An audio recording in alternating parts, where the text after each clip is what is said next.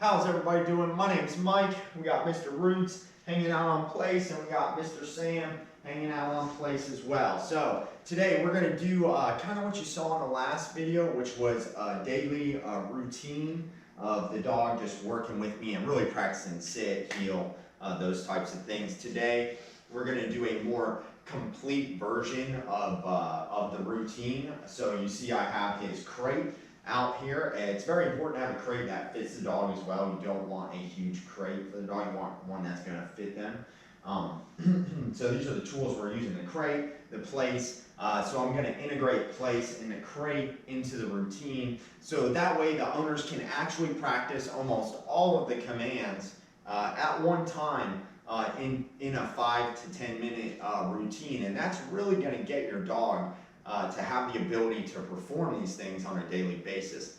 You cannot expect them to perform things if you're not practicing that. So if you don't ask them to sit or lay down on a daily basis when you don't need them to, like if you don't, like we're just standing here, like I don't need the dog to sit or lay down, right? I'm just doing it to practice. I'm doing it to get him to go to those positions. Now, if you don't do that and say somebody comes over to your house and now you're asking your dog to sit, the dog's going to ignore you and not do it. If the dog can't do it with no distractions, they're not going to do it with a distraction. So a lot of people will just try to get their dog to perform when they need them to, and you see that most people cannot do that. The reason is they're not practicing it when there's no distraction there. You need to practice this with your dog every day for them to be good at those things. So I will go ahead and start with them. Place. So just because I hold the leash doesn't mean he can come off. So place. No. Place. So you see I say no. You see how he stopped. You can see I have communication with him. You see he sits. Good. Place. Place. So even though I go to pick up the leash like that, place. Good. See, I'm kind of I'm testing him. I want him to stay there until I give him the command. Heel. Good boy. Sit. And then I reward him when he does what I ask. Good sit. Boy. Heel. Sit. Attaboy, good job. Sit. Good. Sit. Attaboy. So we don't say stay. I repeat the word that what I want the dog to do. If we say stay, you're teaching the dog a different part of the command. If the dog breaks a sit and I'm saying stay to them, I really mean stay sitting. So it's easier for the dog just to say sit and cut that communication down. Heel. Sit. Place. Good boy. Good boy. Heel. Attaboy. Sit. Good. Down.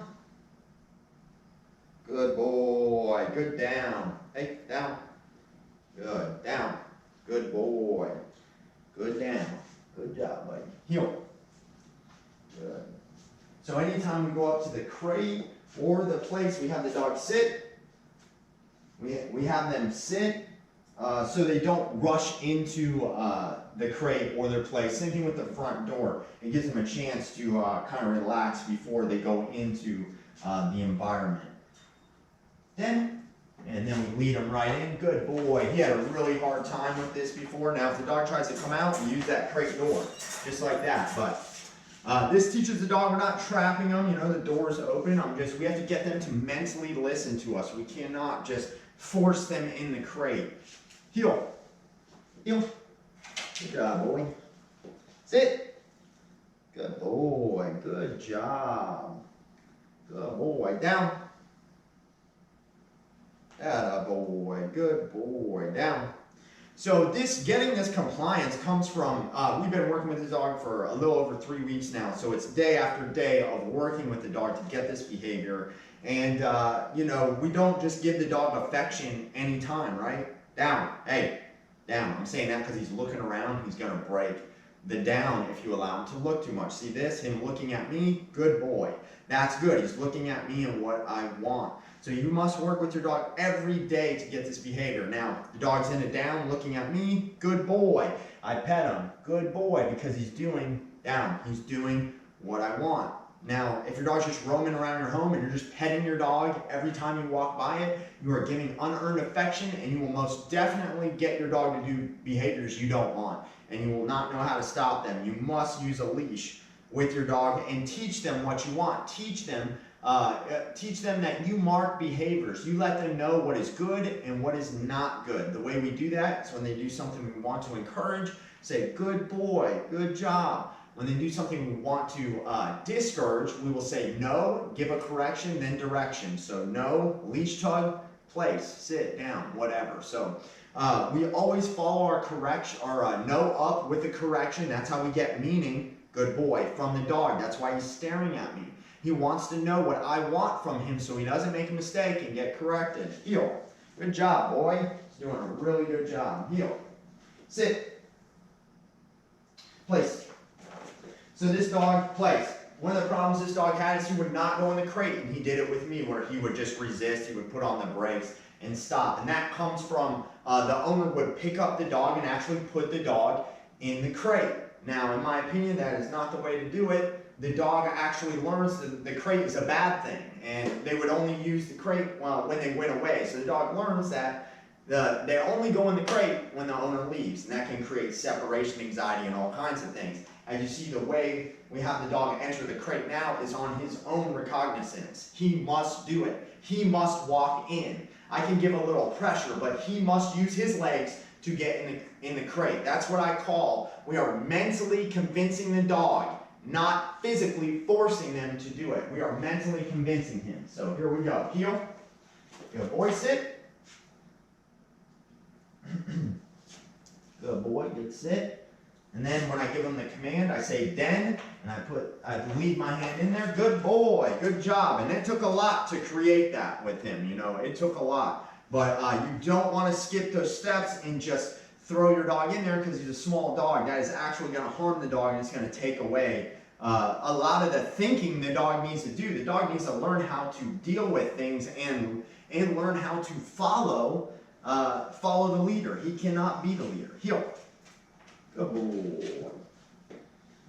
He also had a problem with other dogs for sure. He was challenging every dog he saw. Down.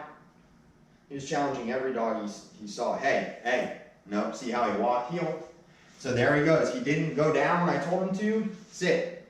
So then I corrected him. Down.